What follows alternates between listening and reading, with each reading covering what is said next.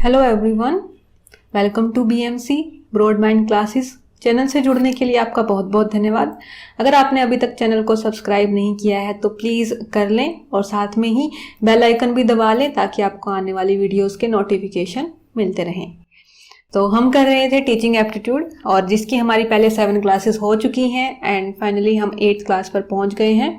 और thank you अगर आप अभी तक सारी वीडियोस को देख रहे हैं तो, और अपनी तैयारी को प्लीज़ अच्छे से करते रहें और वीडियोस को देखते रहें।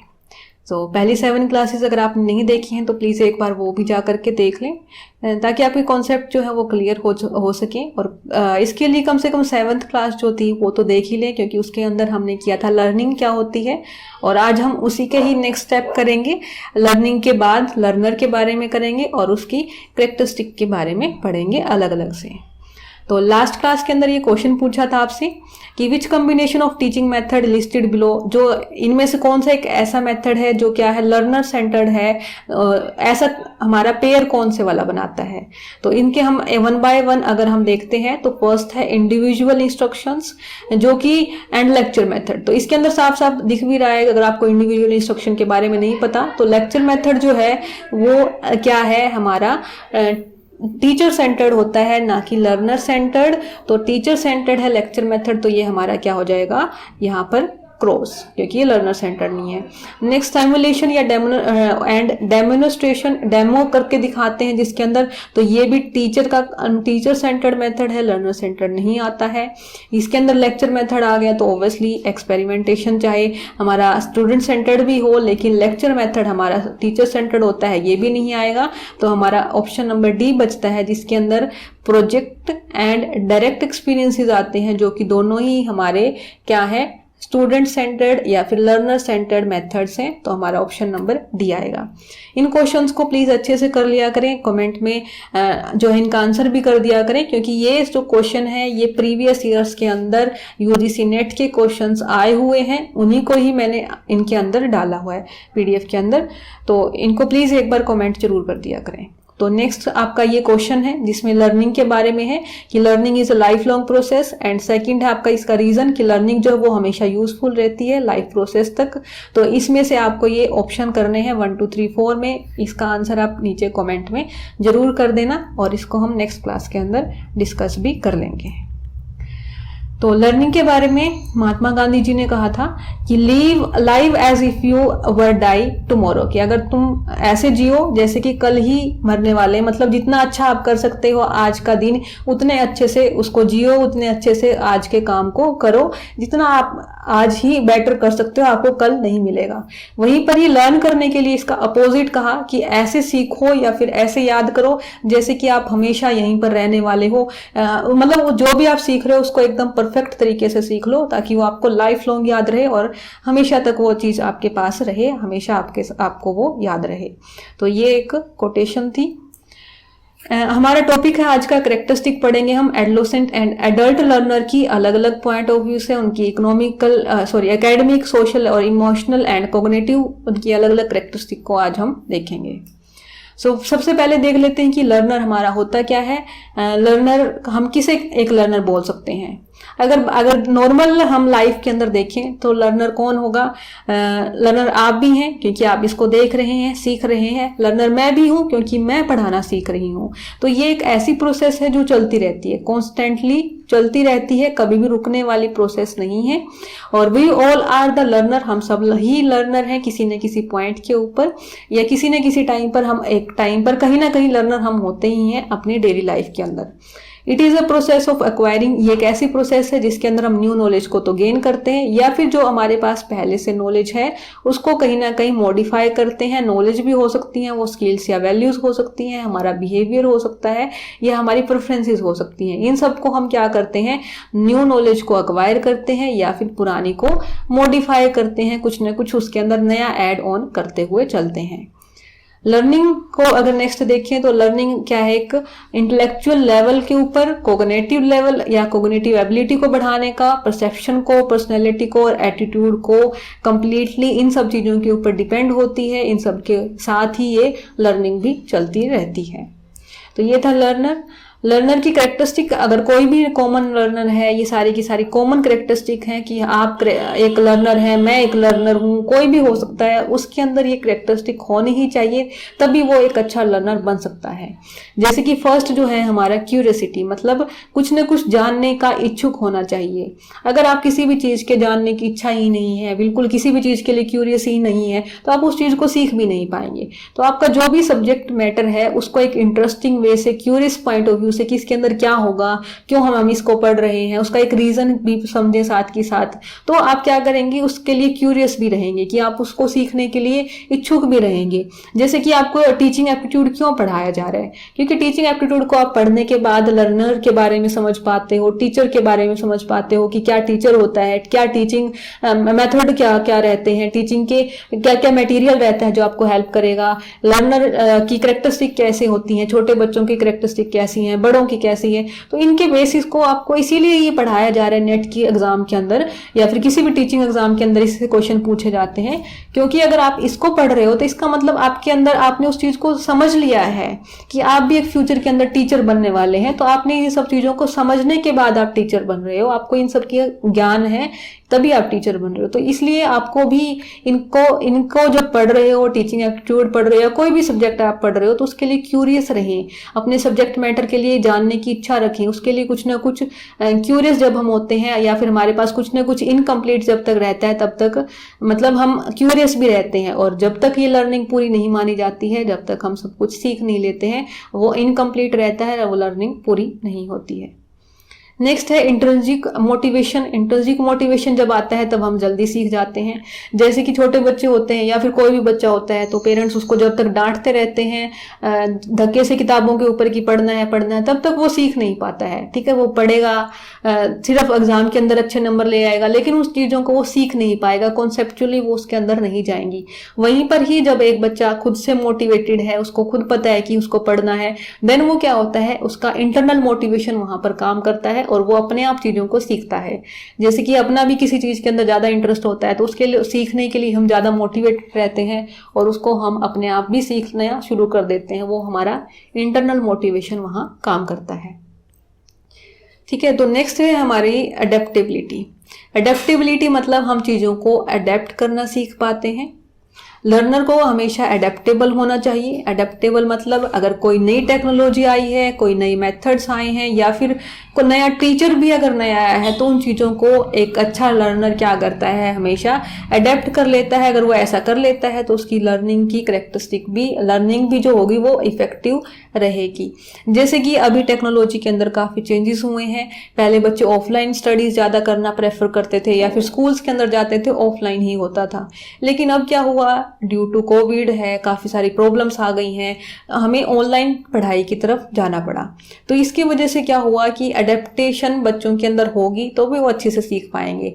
अगर आप भी ये सोचें कि ऑफलाइन क्लासेस लग नहीं रही हैं, क्या करेंगे पढ़ के, तो वही चीज़ है कि आपकी लर्निंग वहाँ पर रुक जाएगी, आप नई नई चीज़ों को सीख नहीं पाओगे। तो इससे बेटर है कि जो टेक्नोलॉजी है, जो टीचर्स हैं, जो एनवायरनमेंट चल रहा है उसको आप अडेप्ट कर लेंगे तो लर्नर भी आप अच्छे बन पाएंगे। ठीक है, उसके बाद नेक्स्ट है चैलेंज सीकिंग। चैलेंज सीकिंग का मतलब कि अगर लर्नर हो, आपको बनना है, एक अच्छा लर्नर हमेशा क्या करता है, एक चैलेंज, जो भी उसके सामने चैलेंज आती हैं, जो भी उसके सामने चुनौतियां आती हैं, उनको वो एक्सेप्ट करता है। सिर्फ अपने कंफर्ट जोन में रह करके नई चीज़ें कभी भी हम नहीं सीख सकते हैं। जैसे कि ऑफलाइन क्लासेस और ऑनलाइन क्लासेस का काफ़ी सारे टीचर्स को अब ऑनलाइन पढ़ाना सीखना पड़ रहा है, बच्चों को पढ़ना सीखना पड़ रहा है। तो वही चीज़ें क्या हो रही हैं, वो हर कोई अपने कंफर्ट जोन से अब बाहर निकल रहे हैं। यहाँ पर क्या हुआ कि वो क्रिएट एनवायरमेंट अपने आप क्रिएट हो गया कि हमें सीखना पड़ा। अगर यही चीजें हम पहले कर रहे होते तो हमें कोई प्रॉब्लम ही नहीं आती।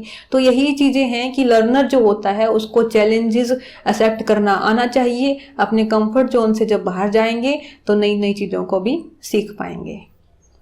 ठीक है, ये थी लर्नर की करेक्टरिस्टिक जो कि जनरल पर्पज से रहती हैं, आप हैं, हम हैं, सबके लिए कॉमन रहती हैं। उसके बाद अगर एज ए स्टूडेंट के पर्पज से देखते हैं तो हमने जो स्टूडेंट्स हैं या फिर लर्नर है उसको अपने यूजीसी नेट के सिलेबस में दो तरीके से बांटा गया है। फर्स्ट इज एडोलसेंट लर्नर और सेकंड आएगा अडल्ट लर्नर। तो इन दोनों के हम अलग अलग से करेक्टरिस्टिक पढ़ते हुए चलेंगे। तो फर्स्ट है एडोलसेंट लर्नर, जिसके अंदर हॉल ने डिस्क्राइब किया था, हॉल इज अ साइकोलॉजिस्ट, जिन्होंने कहा था कि एडोलसेंट एक ऐसा पीरियड है जो क्या है, स्ट्रॉम एंड स्ट्रेस, मतलब तूफान और तनाव का ये एक ऐसी सिचुएशन होती है, एक ऐसी स्टेज होती है जहां पर काफ़ी सारे तूफान भी, मतलब काफ़ी सारे चेंजेस भी आते हैं और काफ़ी सारा स्ट्रेस भी आता है साथ के साथ। किस तरह से आता है उनको हम एक एक स्टेजेस के साथ देखते हुए चलते हैं। तो it is a time of maturing of mind, इस टाइम पर बच्चे का माइंड मैच्योर हो रहा होता है, उसका बिहेवियर मैच्योर हो रहा होता है।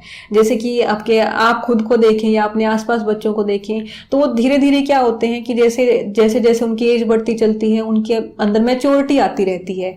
तो इसको हम सिर्फ एक एज के थ्रू नहीं माप सकते हैं, ये एक कंप्लीट एक स्टेज होती है। एडोलसेंट एक स्टेज है, स्टेज वाइज बच्चे सीखते हुए बढ़ते हैं, उनके अंदर नए नए चेंजेस आते हैं। तो ये एक स्टेज है जो कि हमारे बचपन जो है, चाइल्डहुड 10 से कम साल के बच्चे हैं वहां से थोड़े ऊपर आ जाते हैं, और अडल्टहुड से अभी नीचे हैं, तो उन दोनों के बीच का ये एक स्टेज होती है।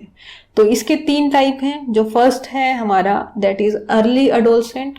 अर्ली अडोलसेंट के अंदर आते हैं बच्चे 10 to 12 ईयर्स के। 10 to 12 ईयर्स के बच्चों के अंदर क्या होता है, फिजिकल ग्रोथ बहुत ज़्यादा हो रही होती है, ठीक है, जैसे कि हाथ पैर हैं वो काफ़ी तेज़ी से बढ़ रहे होते हैं, हाइट काफ़ी तेज़ी से बढ़ रही होती है, तो फिजिकल ग्रोथ उस टाइम पर बच्चों की हो रही होती है। साथ में ही इंटेलेक्चुअल इंटरेस्ट जो है वो भी एक्सपेंड हो रहा होता है, चीज़ें नई नई चीज़ें वो बच्चे सीखने समझने लग जाते हैं, उनको कोई कॉन्सेप्ट समझाई जाती है तो वो थोड़ा थोड़ा सीख जाते हैं, और ये होता है अर्ली अडोलसेंट के टाइम पर। नेक्स्ट आती है मिडल अडोलसेंट। इसके अंदर क्या होता है, ये 12 से 16 साल के बीच की एज होती है। यहाँ पर बच्चे एब्स्ट्रैक्ट थॉट करना भी सीख जाते हैं। एब्स्ट्रैक्ट का मतलब होता है, पहले जो था उनको चीज़ें जो दिख रही हैं उन्हीं को समझ पा रहे थे, लेकिन इस एज के आने के बाद जो चीज़ें उनको नहीं दिख रही हैं उनको भी इमेजिनेशन करना वो सीख जाते हैं। यहाँ पर सिंपली अगर हम कहें तो बच्चों की इमेजिनेशन पावर काफ़ी बढ़नी स्टार्ट हो जाती है। जैसे जो चीज़ों हम बोलते हैं कि सपोज करके देखो ऐसा हो रहा है, इस तरह से हो रहा है, तो उन चीज़ों को बच्चे समझ पाते हैं। इसके साथ ही अपने लॉन्ग टर्म गोल्स भी बच्चे बनाना सीख जाते हैं। जैसे कि 12 से 16 साल के बच्चे अपना एक डिसाइड कर लेते हैं कि मुझे 10th तक ये पढ़ाई करनी है, या +1 में होने के बाद मुझे इस स्ट्रीम के साथ जाना है, मुझे ये सब्जेक्ट पसंद है, इनके साथ मुझे अपना कैरियर बनाना है। तो वो क्या करते हैं, अपने लॉन्ग टर्म गोल को सेट करना सीख जाते हैं, और उनका एक्सपीरियंस जो है नई नई चीज़ों से, सोशल और इमोशनल चेंजेस से उनका नए नए एक्सपीरियंस होता रहता है। और साथ में एक जो इम्पोर्टेंट चीज़ आती है कि यहाँ पर बच्चे इंडिपेंडेंट होना चाहते हैं, मतलब उनको थोड़ी सी प्राइवेसी, इंडिपेंडेंस चाहिए होती है। उसके बाद जो थर्ड आते हैं हमारे लेट एडोलसेंट, ये थर्ड स्टेज है जिसके अंदर 16 to 19 ईयर्स के बच्चे आते हैं। इसको हम यंग अडल्टहुड भी बोल सकते हैं, क्योंकि इसके बाद नेक्स्ट स्टेज अडल्टहुड की आ जाती है, अडल्ट बन जाते हैं बच्चे, तो ये एक यंग अडल्टहुड भी इसको बोलते हैं। यहाँ पर फिजिकल डेवलपमेंट बहुत कम होती है, मोस्टली बच्चों की हाइट वगैरह है या डेवलपमेंट जो होती है फिजिकली वो मोस्टली हो चुकी होती है। तो यहाँ पर जो है कोग्नेटिव डेवलपमेंट ज़्यादा होती है, फिजिकल डेवलपमेंट हो चुकी है एंड कोग्नेटिव डेवलपमेंट यहाँ पर कम होती है। Gain the ability to think, और यहाँ पर उनकी सोचने समझने की एबिलिटी ज़्यादा डेवलप हो चुकी होती है। वो रैशनल बन जाते हैं। रैशनल का मतलब कि तर्क वितर्क करने वाले, या फिर जिसका उनको रीज़न पता है, वो उन चीज़ों को समझना यहाँ पर वो सीख जाते हैं। अपने फ्यूचर के प्लान कर लेते हैं, और उनके अंदर ये एक आइडेंटिटी की पहचान बनाने की बड़ी एक सेंस हो जाती है कि हमें अपनी एक ये आइडेंटिटी चाहिए। वो अपनी हर जगह पर अपनी पहचान बनाने की कोशिश करते हैं। तो ये वाला एडोलसेंट जो है मेनली अगर हम देखते हैं तो कहाँ पर ये एडोलसेंट होते हैं या फिर कहाँ पर उनका ज़्यादा टाइम जाता है, that is in high school, time spend in high schools and early colleges. तो यही होते हैं 16 to 19 ईयर्स के बच्चे जो हैं। 10 to 19 के अगर हम देखते हैं तो 10 to 16 के लगभग जो है स्कूल्स के अंदर होते हैं, फिर उसके बाद कॉलेजेस, अर्ली कॉलेजेस के अंदर, ग्रेजुएशंस के अंदर बच्चे पहुँच जाते हैं। उसके बाद इन्हीं की हम एडोलसेंट लर्नर की एक एक की अलग अलग करेक्टरिस्टिक पढ़ेंगे कि किस तरह से उनकी फिजिकल डेवलपमेंट होती है, किस तरह से कोग्निटिव डेवलपमेंट है, उनको हम एक एक करके पढ़ेंगे। तो फिजिकल डेवलपमेंट के अंदर क्या आता है, रेस्टलेसनेस एंड फैटिग, एंड क्यों क्यों होता है उनके अंदर रेस्टलेसनेस, मतलब कि एक तरह से बोल सकते हैं कि हर एक चीज के लिए बहुत ज्यादा एनर्जी भी होती है उनके अंदर, और हर एक चीज के लिए थोड़ी सी थकान भी होती है, क्योंकि उनके अंदर हार्मोनल चेंजेस काफी हो रहे होते हैं, उनके अंदर बॉडी के अंदर काफी सारे चेंजेस हो रहे होते हैं, एक नई नई डेवलपमेंट हो रही होती है, तो एनर्जी भी बहुत ज्यादा होती है, और साथ में थोड़ी थोड़ी फैटिग भी साथ में रहती है, थकान भी रहती है। तो हाई लेवल ऑफ एनर्जी भी बच्चों के अंदर बहुत होता है। Physical vulnerability and resulting from poor health, मतलब अगर उनकी हेल्थ के ऊपर इस टाइम पर ध्यान नहीं दिया गया तो कहीं ना कहीं वो कमजोर रह जाएंगे, उनकी हाइट नहीं जैसे कि नहीं बढ़ पाएगी, या फिर फिजिकल फिटनेस अगर वो नहीं बन पाएंगे अगर उनकी हेल्थ पर और डाइट की हैबिट को सुधारा ना जाए तो इस टाइम पर। तो टीचर की भी ड्यूटी बनती है कि बच्चों को जैसे कि जो होते हैं इस टाइम पर एडोलसेंट के टाइम पर, तो उनको फिजिकल एक्टिविटीज के अंदर भी इन्वॉल्व किया जाए, उनकी डाइट के ऊपर भी ध्यान दिया जाए, पेरेंट्स का भी ड्यूटी रहती है, टीचर्स की भी रहती है, तो यहाँ पर उनकी फिजिकल डेवलपमेंट चलती है। नेक्स्ट है इंटेलेक्चुअल डेवलपमेंट किस तरह से होती है, क्योंकि एडोलसेंट के टाइम पर बच्चा अब्स्ट्रैक्ट की तरफ बढ़ चुका होता है, मतलब मूर्त से अमूर्त की तरफ चल रहा होता है। जो चीजें उसके सामने थी वो तो दिखी थी, वो तो उनको समझ चुका था, लेकिन अब धीरे धीरे जो इमेजिनेशन पावर है उसकी वो भी डेवलप होती है, जो चीजें उसको नहीं दिख रही हैं उनको भी समझना वो सीख जाता है। यहाँ पर क्यूरियोसिटी बहुत ज़्यादा बढ़ जाती है, अगर क्योंकि कहते हैं ना कि इस एज के बच्चों को जितना ज़्यादा अच्छे से सिखाया जाएगा बच्चे उतना ही अच्छे से सीख पाएंगे। ये एज बहुत ज़्यादा इंपॉर्टेंट होती है, बच्चों को एक अच्छा रास्ता देना, और एक बोल सकते हैं कि उनको एक इस टाइम पर उनको जो भी हम सिखाएंगे वो बहुत जल्दी से पकड़ जाते हैं, क्योंकि वो क्यूरियस बहुत होते हैं नई नई चीज़ों के लिए। वो सोसाइटी के अंदर अभी अभी बढ़ रहे हैं, सोसाइटी को देख रहे हैं, तो वो काफ़ी सारी चीज़ों के लिए क्यूरियस होते हैं और वो नई चीज़ों को बहुत जल्दी पकड़ लेते हैं, बहुत जल्दी सीख जाते हैं। नेक्स्ट है हाई अचीवमेंट व्हेन चैलेंज, जब उनको किसी भी बात के लिए चैलेंज कर दिया जाता है, जैसे कि हम बच्चों को बोलते हैं ना कि ये तो तुम कर ही नहीं सकते हो, तो वहीं पर ही वो क्या करना शुरू कर देते हैं, उसको एज अ चैलेंज लेते हैं, और जब वो उसको एज अ चैलेंज लेते हैं तो करके भी दिखाते हैं। तो यहीं पर ही बच्चों को टारगेट वहां पर सेट करने सिखा देनी चाहिए, क्योंकि टारगेट होगा तो बच्चे उसको एज अ चैलेंज लेंगे, और एज अ चैलेंज लेंगे तो बहुत जल्दी सीख भी जाएंगे। नेक्स्ट है इंटरेस्ट इन इंटरेक्टिंग विद, अपने आसपास के दोस्तों के साथ वो इंटरेक्ट करना भी सीख जाते हैं, उनके साथ ही लर्निंग एक्टिविटीज़ के अंदर, ग्रुप स्टडीज़ के अंदर ज़्यादा अच्छे से वो सीख पाते हैं। Developing the capacity of to understand higher level of, उनका ह्यूमर लेवल भी काफ़ी हायर लेवल का हो जाता है, सेंस ऑफ ह्यूमर बोलते हैं, या फिर उनका जो एक माइंड की जो डेवलपमेंट है कम्प्लीटली काफ़ी ज़्यादा हो जाती है। जैसे कि इस पिक्चर के अंदर आप देख रहे होगी कि एक जो है 5 एज का बच्चा है, तो उसका दिमाग या ब्रेन इस तरह से डेवलप हुआ है, लेकिन जैसे जैसे उसकी एडोलसेंट्स की स्टेज आती है एज 20 तक, उसका जो माइंड है पूरी तरह से डेवलप हो चुका है। तो यहाँ पर ये वाली जो स्टेज है, ये 3 पॉइंट की जो स्टेज होती है, यहाँ पर सबसे ज्यादा ध्यान देने की जरूरत होती है। यहाँ पर वो बच्चा बहुत ज्यादा तेजी से डेवलपमेंट कर रहा होता है, उसको जो भी चीजें सिखाई जाएंगी वो बहुत जल्दी से सीखने की कोशिश करेगा। नेक्स्ट हमारा आता है इसके अंदर सोशल डेवलपमेंट।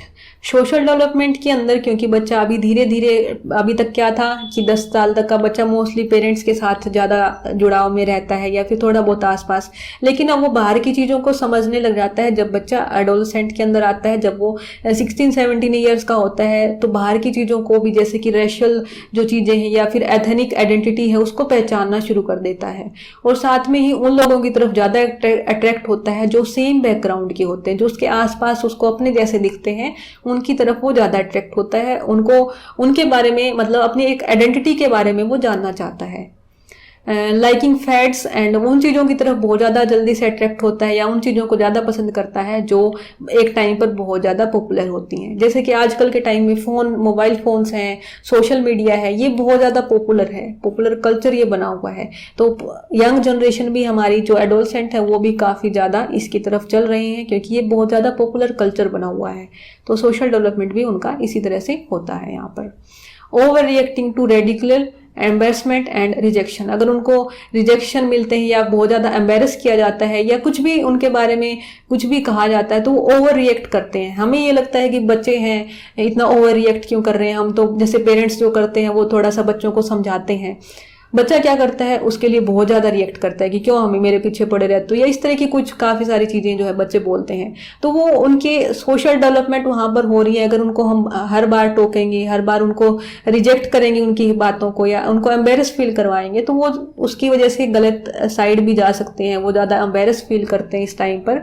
तो ये इनकी सोशल डेवलपमेंट का ही एक पार्ट होता है। उनको धीरे धीरे चीज़ें समझाई जा सकती हैं, उनको एकदम से डांट के या फिर बोल सकते हैं कि एकदम कुछ किसी चीज़ को उनके ऊपर हावी करके उनको सिखाया नहीं जा सकता है। और नेक्स्ट होता है कि अटेंशन गेटिंग बिहेवियर। इस स्टेज के अंदर उनको अटेंशन की बहुत ज़्यादा ज़रूरत होती है। बच्चे अटेंशन के लिए या तो बहुत अच्छे रास्ते पर चलते हैं और या फिर बहुत ही गलत रास्ते पर भी चल पड़ते हैं, क्योंकि यहाँ पर वो अटेंशन अपने सोसाइटी के अंदर अपनी एक पहचान बनाने के लिए अटेंशन सीकर हो जाते हैं।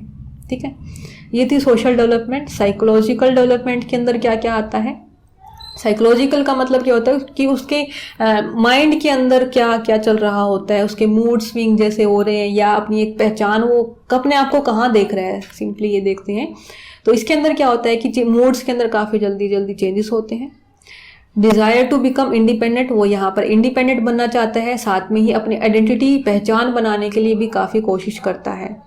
Self consciousness and being sensitive to personal criticism, वो ये हमेशा उसके अंदर ये चलता रहता है कि ये मेरे को क्रिटिसाइज ना कर दें, या फिर मुझे मेरे बारे में लोग क्या सोचते हैं, मेरी पहचान क्या है, इसके बारे में भी काफ़ी ज़्यादा सोचता है।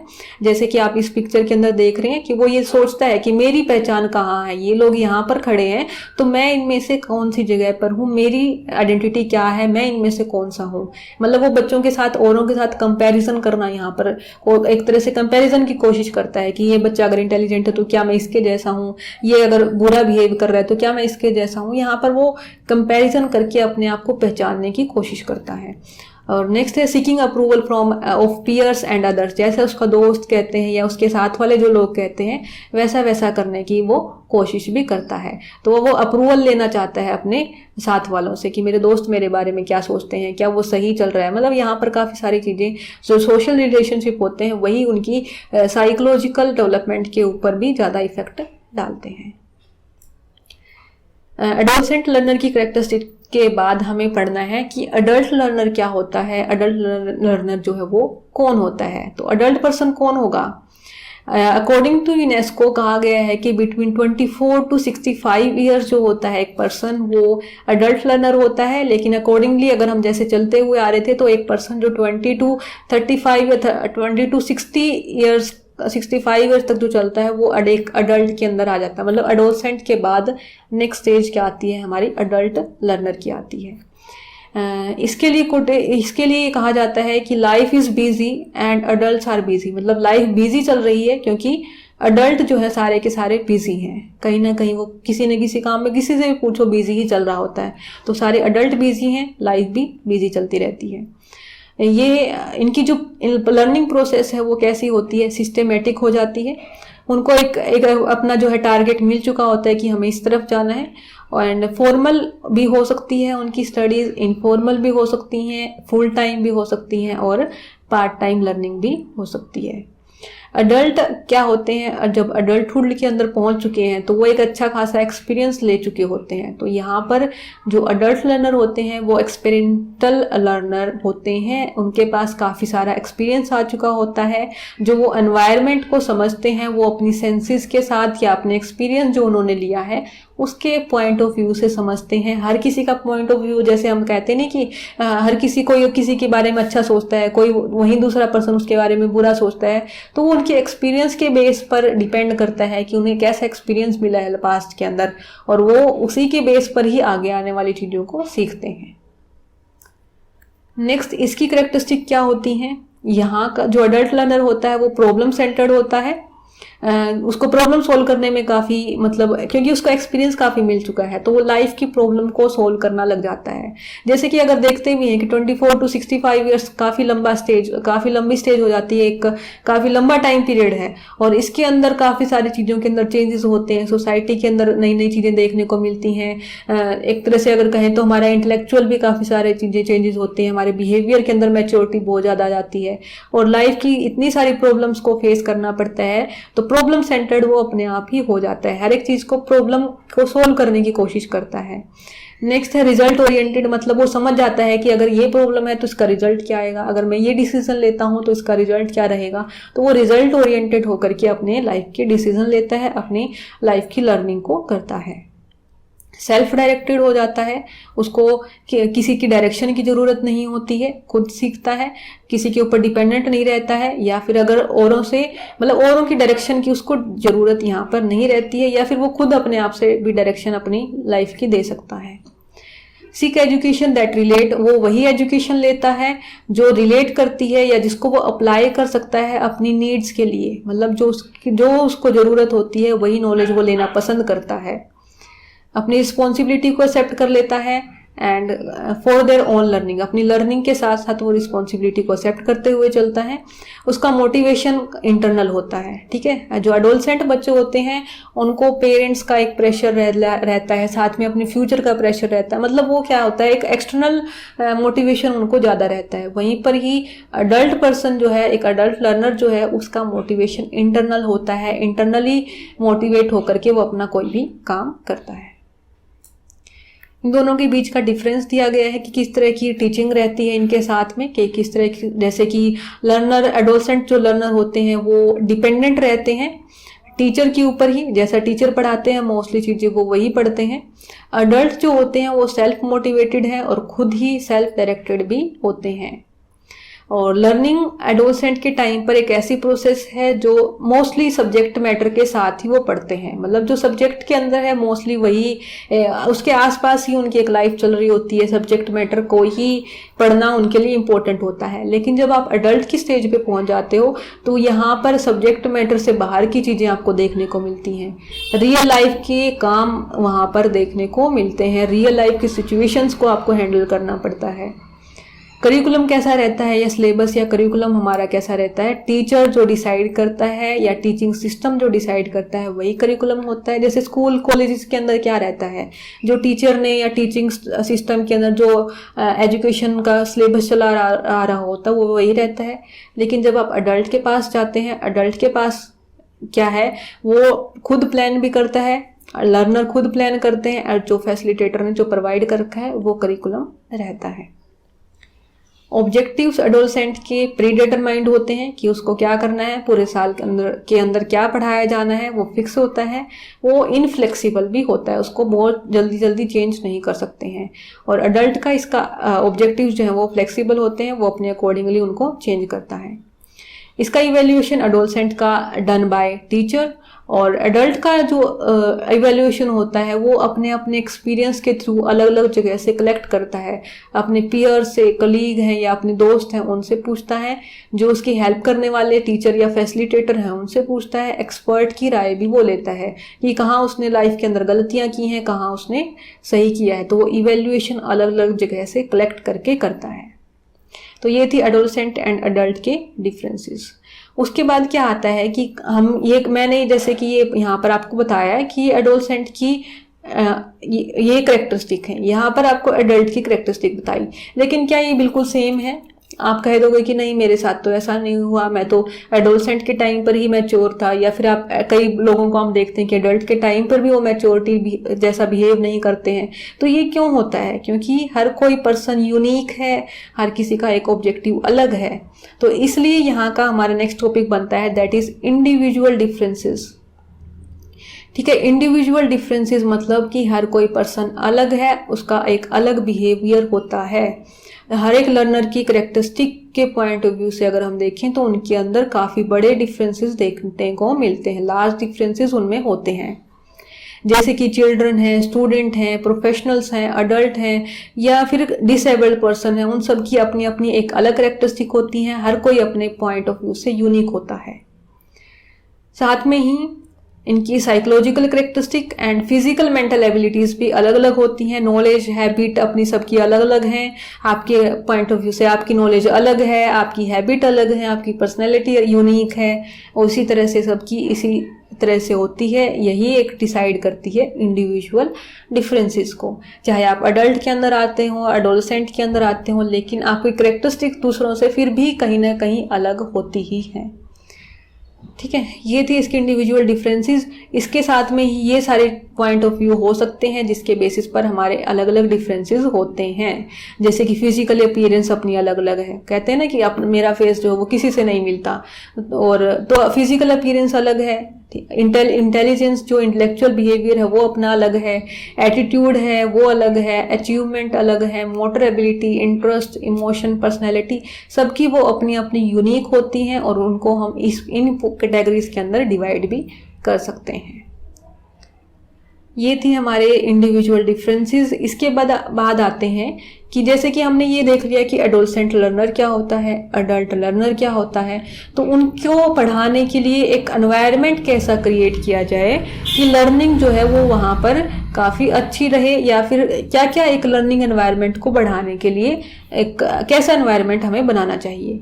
तो first is physical environment. Physical environment मतलब कि हमारे पास जो जैसा रूम है, एयर क्वालिटी है, टेम्परेचर है, नॉइस है, ये सारी चीज़ों का ध्यान रखना। जैसे कि स्कूल जो होते हैं उनके अंदर ये सब चीज़ें ध्यान में रखी जाती है ना, कि रूम का टेम्परेचर भी ठीक हो, वहाँ की एयर क्वालिटी भी अच्छी हो, फैन वगैरह चल रहे हो गर्मी के टाइम पर, नॉइस कम से कम आता हो। तो फिजिकल एनवायरनमेंट जैसा होगा लर्निंग एनवायरनमेंट भी उसके ऊपर बेस रहेगा, लर्निंग भी वहाँ पर ज़्यादा अच्छे से हो पाएगी। नेक्स्ट है साइकोलॉजिकल एनवायरनमेंट। साइकोलॉजिकल एनवायरनमेंट मतलब कि स्कूल के अंदर कौन सी ऐसी चीज़ें हैं जो बच्चों के साइकी को या फिर बच्चों के दिमाग को इफेक्ट करती हैं, और उनका बिहेवियर जो है वो कैसा है उसको टेस्ट किया जा सकता है टाइम टू टाइम।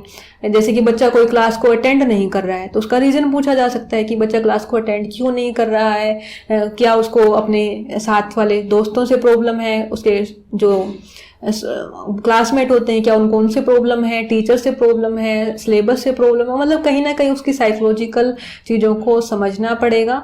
और उसके अगर समझ जाएंगे तो एक उसके लिए एक लर्निंग एनवायरनमेंट क्रिएट भी हो जाएगा, वो अच्छी चीज़ों को भी सीख पाएगा। नेक्स्ट है सोशल एनवायरनमेंट। सोशल एनवायरनमेंट कैसा होना चाहिए कि वो ज़्यादा चीज़ों को सीख पाए, ऐसा हो कि वो कोऑपरेटिव हो, ठीक है, कोऑपरेटिव होना चाहिए, सेल्फ सेक्रीफाइस एंड लॉयल्टी को शो करने वाला सोशल एनवायरनमेंट होना चाहिए। जैसे कि अगर बच्चा नहीं सीख पा रहा है तो उसको फिर से समझाया जा सकता है, उसको किस तरह से दिखाना चाहिए कि आपके साथ हैं सब लोग। तो अगर कोऑपरेशन के अंदर बच्चे को दिखाया जाएगा तो उसकी लर्निंग भी अच्छे से डेवलप होगी, स्टेबिलिटी आएगी, उसके अंदर ट्रस्ट आएगा, सेंस ऑफ एक्सेप्टेंस भी अच्छे से डेवलप हो पाएगी। नेक्स्ट है मोटिवेशनल क्लाइमेट कैसा हो। मोटिवेट उसको करना चाहिए टाइम टू टाइम पर, उसको बताना चाहिए कैसे मोटिवेट होगा। अगर उसको वैल्यूज़ पता होंगी, उसको ये बताओ कि आप जो पढ़ रहे हो वो क्यों पढ़ रहे हो, आपको ये कहाँ काम आने वाला है, तो वैल्यू बताने। और सेकंड एफर्ट बताए जाने चाहिए, एफर्ट के अंदर कि कितने एफर्ट से उन चीज़ों को वो सीख सकता है, जिसके अंदर कितनी उसकी टाइम लगेगा, कितनी एनर्जी लगेगी, कितनी क्रिएटिविटी लगेगी। अगर ये सारी चीज़ें डेवलप कर पाते हैं बच्चे के अंदर तो उसका मोटिवेशनल क्लाइमेट भी अच्छा होगा वहाँ का, और साथ में ही वो अच्छी लर्निंग भी कर पाएगा। इसके लिए टीचर की ड्यूटी बनती है कि वो एक ऐसा एनवायरनमेंट क्रिएट करे, बच्चों को मोटिवेट भी करे, सोशल एनवायरनमेंट भी अच्छा दे। फिजिकल एनवायरनमेंट तो ठीक है, वो स्कूल के ऊपर भी डिपेंड हो जाता है, काफ़ी सारी सिचुएशंस भी आ जाती हैं, लेकिन साइकोलॉजिकल एनवायरनमेंट जरूर ही प्रोवाइड करे। तो इन पर अगर ये लर्निंग एनवायरनमेंट प्रोवाइड किया जाएगा तो बच्चों के अंदर लर्निंग भी काफ़ी इफेक्टिव की जा सकती है।